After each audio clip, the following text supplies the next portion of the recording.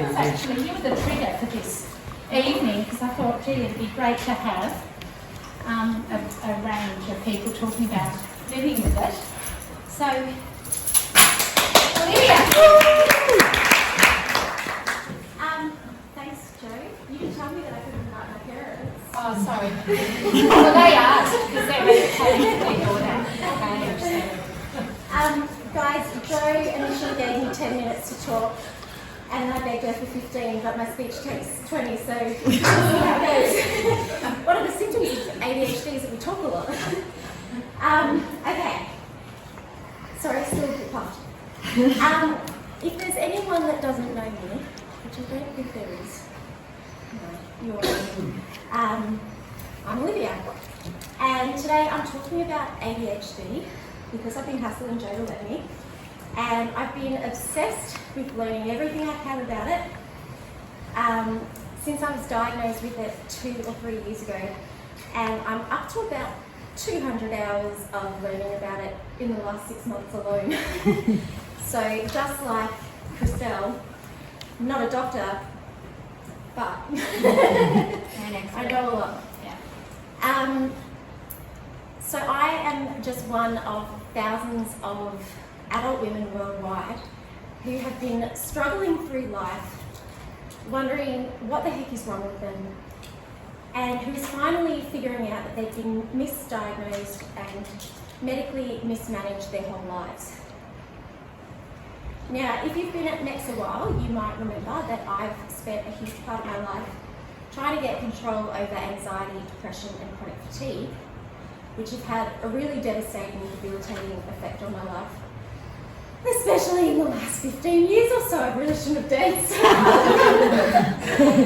And let me tell you, I tried everything. I have seen doctors, psychologists, psychiatrists, chronic fatigue specialists, sleep specialists, naturopaths, chiropractors, exercise physiologists, and personal trainers. I've tried medications, all sorts of supplements, talk therapy, prayer ministry, homeopathy, kinesiology. I've done sleep studies, allergy diets, something called biofeedback. And more recently, I've been getting into crystals because I'm leaving no stone unturned. And while many of these things have been helpful, some more than others, there has never been anything that really helped massively or helped me understand why I was feeling the way I was feeling. And I suspected I had ADHD from the moment I first heard about it when I was about 16. But due to the anxiety and depression and chronic fatigue, I never got around to exploring an ADHD diagnosis because I didn't have the time, energy or money for another problem. And I really thought that for me, who's never been a naughty kid or hyperactive, ADHD was just a fun and quirky little add-on that didn't really affect me too much. I was wrong. ADHD is a whole life and whole body experience that has permeated every facet of my life. And at the same time, it's one of the most misunderstood and maligned conditions. So today, in the brief time that I've been given, I want to try and give you some information on what it is, how it's made a mess of my life, in the hope that I can persuade you to become an advocate for not only this condition, but for difference in general. Because as teachers, we do have influence and power, if only for the kids in our classes and the people in our lives. Now, on the screen here is the current definition and diagnostic criteria from the DSM-5. But what I've discovered in my research is that this is based on a lot of old research or ageing research that was done entirely on boys because they present more often with hyperactivity and they can be really annoying. So it was a case of squeaky wheel gets the oil. And that's probably the presentation that we're most familiar with. We can see it a mile away. But we're less familiar with the inattentive presentation and even less familiar with how ADHD presents in girls. So what's happened in the last 10 years is that there's been an explosion of new research with more diverse sample groups filling out the picture. A little disclaimer, the only thing that experts know for sure is how little we know when it comes to understanding the brain. There's still so much to discover about ADHD, and so today I'm presenting an in-progress understanding. And so this version is now considered, as I said, this version is a bit outdated. And so the way that ADHD is currently being defined by doctors who are really at the forefront of current research is this, which is not too different. And we're going to go through this. So ADHD is a neurodevelopmental brain disorder, which means it's a biological difference in the way the brain has developed. It means you're born with it and you don't grow out of it, although you may learn to make it look like you have. It's not a mental illness. It's not a behaviour or disorder like ODD or pyromania, for example. It is a neurodevelopmental brain disorder like these things.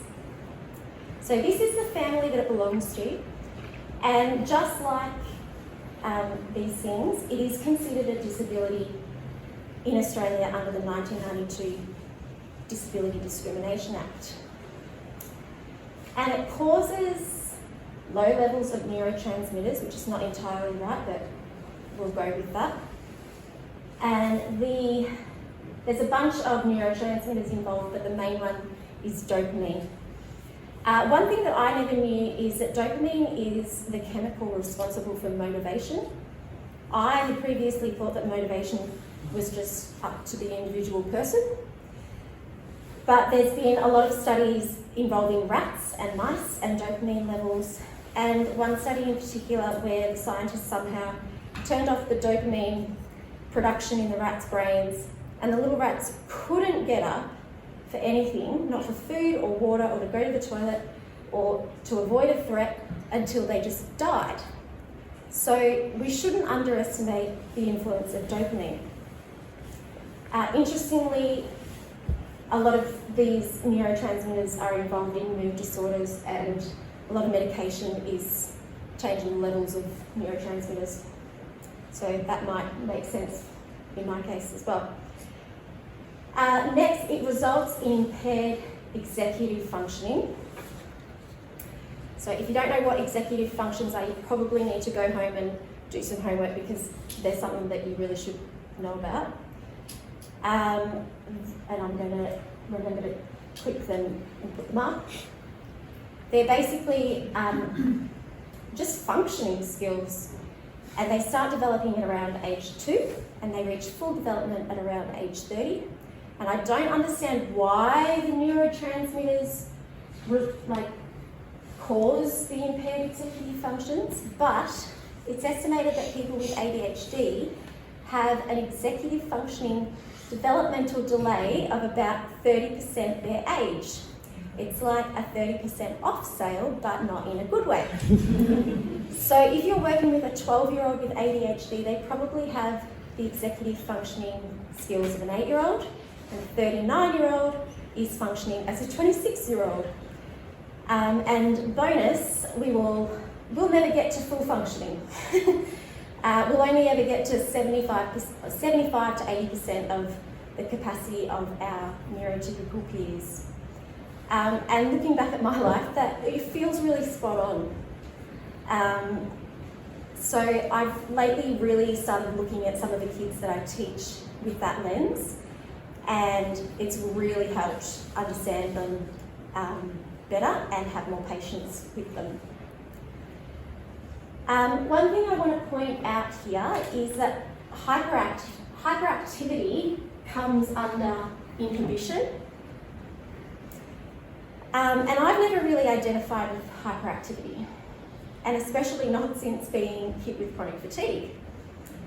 And then I learned that ADHD symptoms can be behavioural, physical, emotional and cognitive, which means they can present externally but also internally.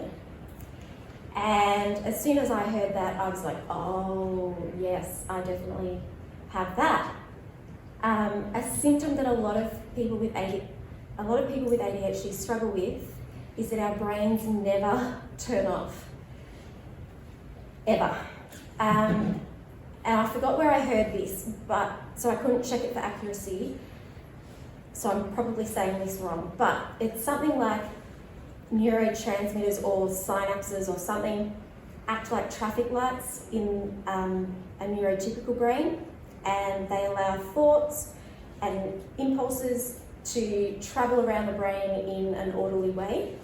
But people with ADHD have faulty traffic lights, so our brains are just like a pile of thoughts happening all at the one time and crashing into each other, and it's always chaos. And if you haven't already seen it, I do recommend watching the movie Everything Everywhere All at Once, which won all the Oscars this year. Don't watch it with kids, or if you're a bit conservative. But it is, but it is ADHD, the movie, and the night I saw it, I then couldn't sleep the whole night because I was so overstimulated. So I stayed awake Googling it, and the director was diagnosed with ADHD while he was making the film. So it actually is ADHD, the movie. It's also this, I'm rambling now. It's also the story of me and my mum. It's beautiful. She pulled me out of the bagel. It's awesome. You have to watch it to understand what I'm talking about. Okay. We also have a really hyperactive, or we might have, because as Christelle said, if you've met one person with ADHD, you've met one person with ADHD, there's like infinite variations of it. But often we have a hyperactive nervous system too. I don't know if you remember a few years ago on YouTube there was a lot of videos of cats where people were like putting cucumbers behind them. Do you guys remember that? If not, you have to look it up. But that is I have the startle reflex of a cat and a cucumber. And that's where a lot of the anxiety and insomnia and other physical symptoms can be coming from. Working memory is also severely impaired. The neurotypical brain's working memory begins to deteriorate as you age into your 70s and 80s, but the ADHD brain just kind of starts off as a dottery 80-year-old who can't find their glasses on their head, and we never improve. And I know that the solution to that is just write things down, which I do, and I've got 478 notes currently in my phone. But more often than not, even when I immediately grab my phone to write something down, the thought is gone and replaced with 3 other thoughts before I've even got my phone out of my pocket. It's really frustrating and it's really embarrassing, and it has real life consequences. Like a few weeks ago when I missed putting my niece's 5th birthday party in my calendar, and I just didn't show up, and it broke my heart because I had let her down like that.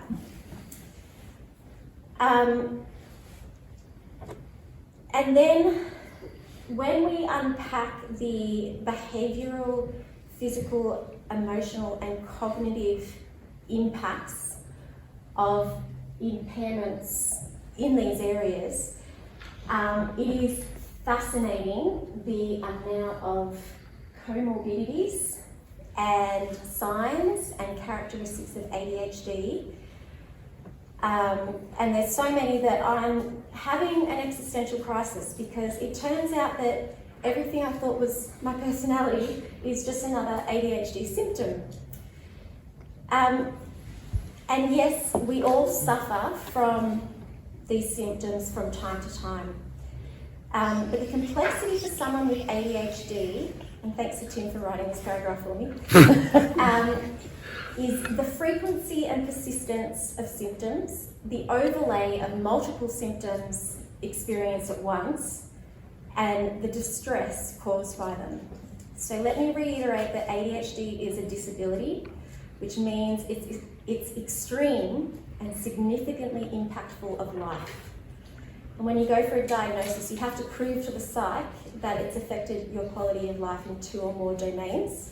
And those domains may include finances, employability, academic achievement, your criminal history, relationships, and physical health. So I'm doing pretty well to not have a criminal record. Okay. And then the last bit down here is the disordered self-control. And I'm just going to shift gears here, but stay with me because I am coming back to this idea. So if you've spent longer than 5 minutes with me, you know that other than my dog, the love of my life is UK actor Tom Hardy. And Tommy's most recent films are called Venom, in which Tom's character Eddie is a normal guy until this very powerful alien life form named Venom chooses Eddie as his host, and the two have to share control of Eddie's body. And hilarity and hijinks obviously ensue as Eddie is trying to keep his head down and live a normal life, but Venom is insistent on eating the heads off every bad guy in San Francisco.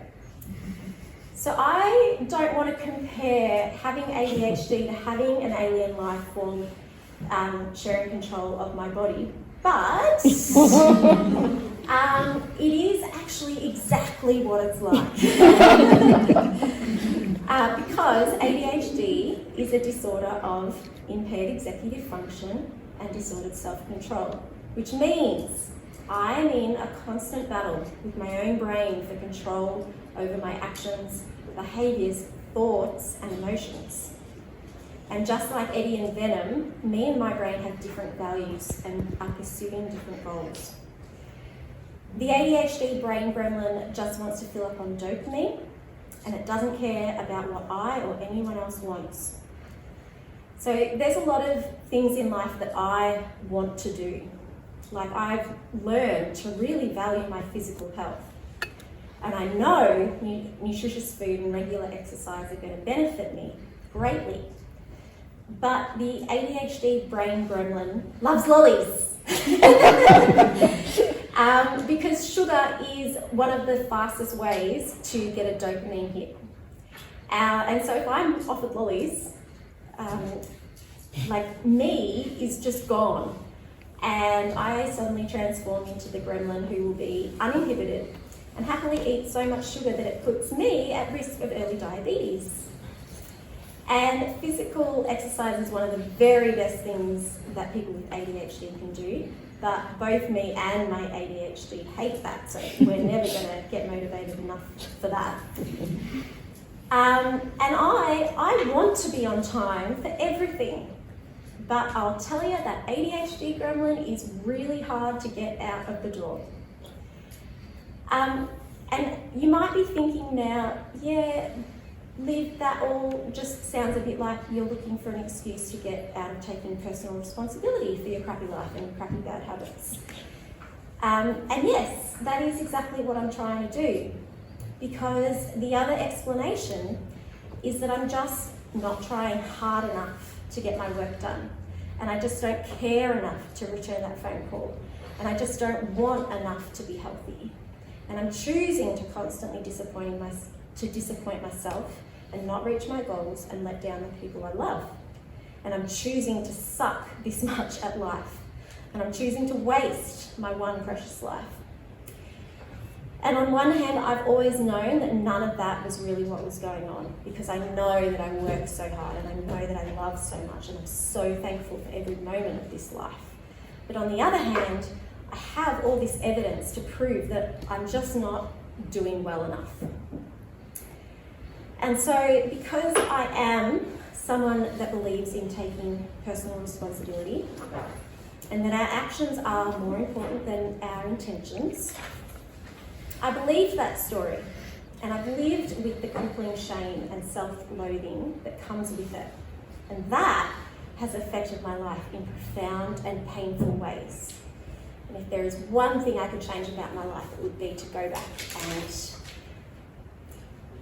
change the ways that I've spoken to myself over the years.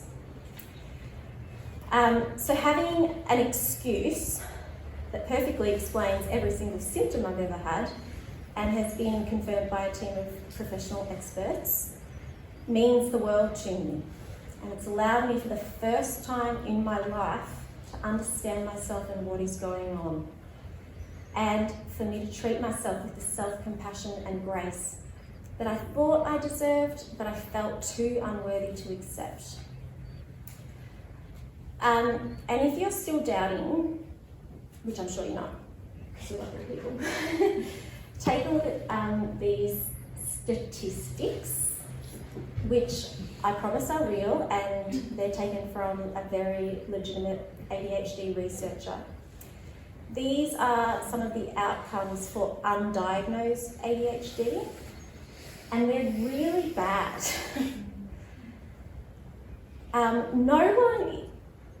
No one who has the choice chooses this. No one wants this for themselves. So we're not looking for an excuse. We're looking for a way out. The good news is that according to the doctor that did this research, ADHD is the most treatable condition in psychiatry today, as long as it's diagnosed early and treated as early as possible. And that treatment can be effective with or without medication. So to finish up, 22 minutes. Here are the things. Here are the things I would really like you to remember. ADHD is a whole life, whole body, actual disability that significantly affects quality of life. Symptoms of ADHD are not moral failures or character flaws. They are symptoms of a biological condition. And lastly, people with ADHD know that we're annoying, and we know that we're a burden, and we make life harder for everyone else. But like Christelle mentioned before, people with ADHD have amazing strengths that are important and life-giving to society, like our amazing dance moves, our genuine enthusiasm and excitement for almost everything. And you know, we're the creatives, we're the not always, but often we are the musicians and the artists. So we know how to have a good time. But please believe that we're trying our best, and please believe our intentions over our actions, and please believe in our goodness, because life is hard for all of us, and I think believing in each other's goodness makes it a lot easier. So I hope this has been interesting and helpful for you, and if you're interested, I can send an email out with some links to the resources that have been really helpful for me. And please feel free to chat to me about it anytime, because I obviously love talking about it. Just don't distract me from doing work that I'm supposed to be doing. Thanks so much for listening.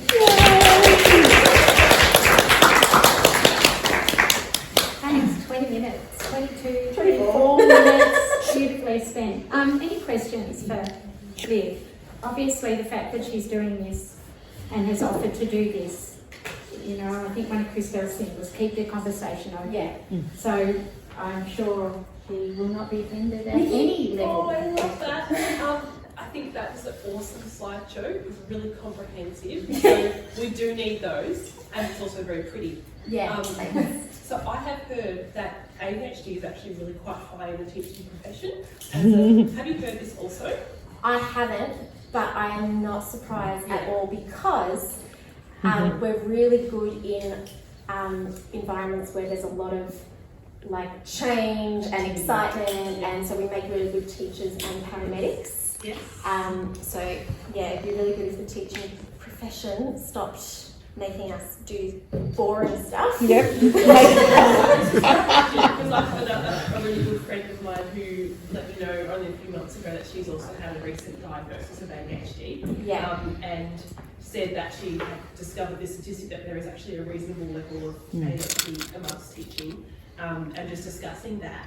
And it really made me think, how do we as a staff, like we make adjustments for our students and we document that, so how can the school be making adjustments for staff? And I think Grace Sketch's little reports, reminders, that's why I go, that is really awesome. Like what kind of things do we do as a staff to support everyone? And I think anything that we do for people with ADHD would be helpful for people who don't have ADHD. Like all of that, what have you thought? Gosh, that would be so darn great. It was a really great question, and as soon as you started asking it, I had an answer, and then you took so long to ask the question that I've forgotten what it is. The answer is working to strength. So knowing what I'm good at, knowing what that person's good at, knowing what that person's good at, and letting people work in their strengths. And that's really important for kids as well. Because like it's not a lack of wanting to cooperate and wanting to be able to do everything.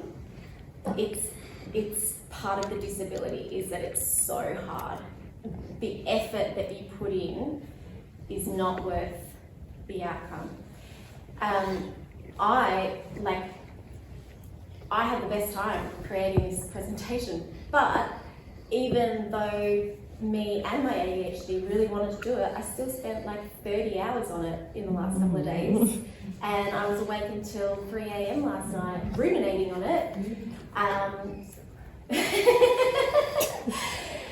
And that's because like I'm just really bad at like prioritizing and figuring out.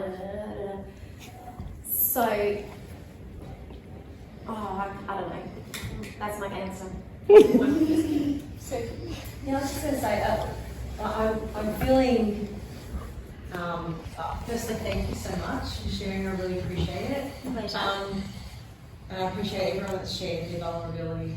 It means a lot. I suppose this is a really significant concern I have. Seeing this, I'm actually really concerned because I can think off the top of my head of a number of students that I strongly suspect have ADHD and are undiagnosed. And we live in a world where it costs so much money to get a diagnosis. And I see these outcomes for people who are undiagnosed, and I have a high level of concern of, what can we be doing? So even if there's not, you're saying that there's treatments that we can use that are helpful. Are there things that you can think of or to help us work with these kids even if they don't have the formal diagnosis? Yeah. I wrote down things as you were talking. Excellent study, well done. Okay, so one of the most interesting things I think is what you were saying. The whole diagnosis process is like just a nightmare for people with ADHD because we're significantly financially affected, like our earning capacity is massively reduced. We get fired from jobs a lot. So financially it's really hard to get diagnosed. It's also an organisational nightmare to get a diagnosis.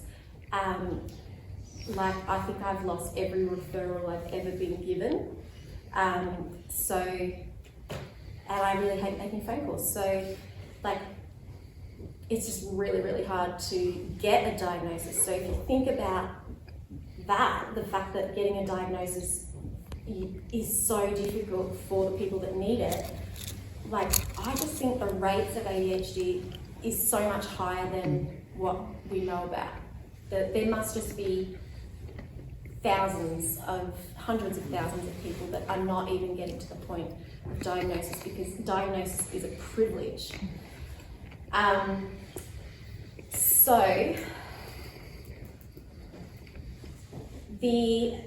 I think what's really exciting is, sorry, I can't tell a story in a straight line, non-linear thinking.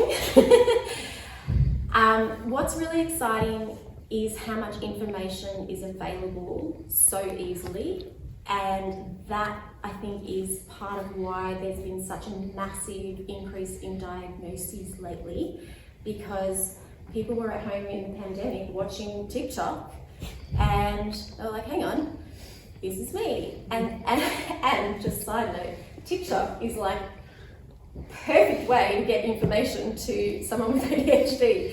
Like I have had a book on ADHD for 20 years and I've still never read, but I can watch a lot of videos on TikTok. So it's legitimately a really good form of communicating information, as long as it's quality information. But what you can find online these days is so many ADHD coaches and ADHD experts that will take you through activities and things that you can do to improve your executive functioning. As I said to Nikki before, I think working to strengths is really, really important. So allowing kids to work to their strengths. Cognitive behavioural therapy and ACT, which is acceptance commitment therapy, they're both they can be really, really effective for ADHD. And in my case, even though I missed out on an early diagnosis, I've spent the last 20 years in cognitive behavioural therapy and ACT. And so getting the diagnosis, it was really like I'd done all the work and now I'm just being given the final piece that makes it all make sense.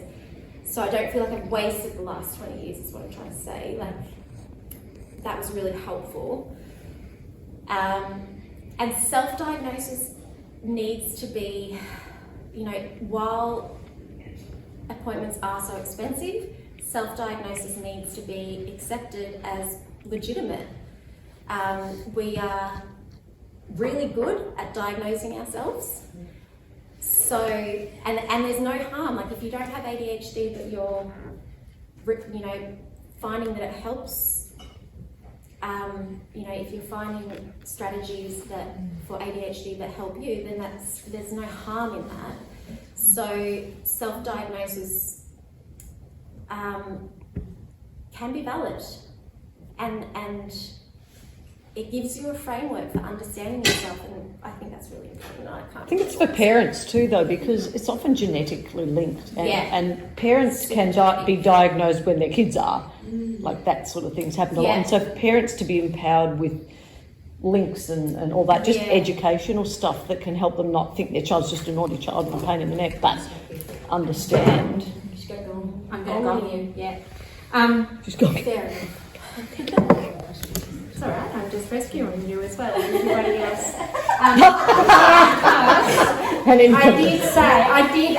There was a disclaimer. It's like, can we go early? I said, it just depends how long it's all going to go. I've got no control over it.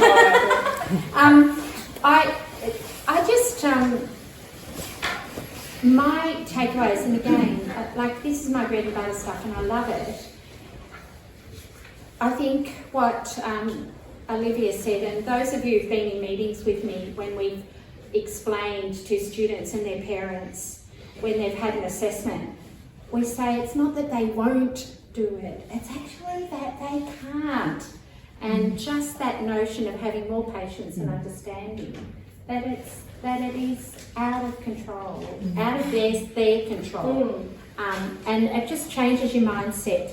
I love people have said, look beyond what they're presenting with, look beyond the behaviours, look beyond the pain in the next student that constantly interrupts your class. Yeah. Seek to understand. Those two go together. You know one, you know one. And I would say that's the same for dyslexia as well, because their profiles are different.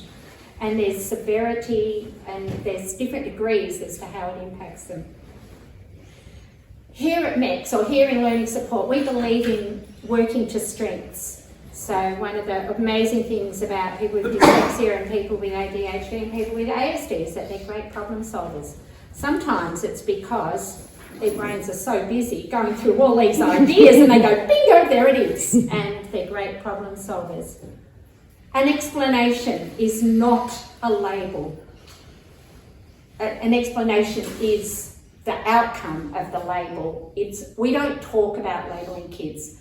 And this is such an old-fashioned and still a frustrating thing to hear, oh, we don't label our kids. We don't want our kids labelled. You're going to label them.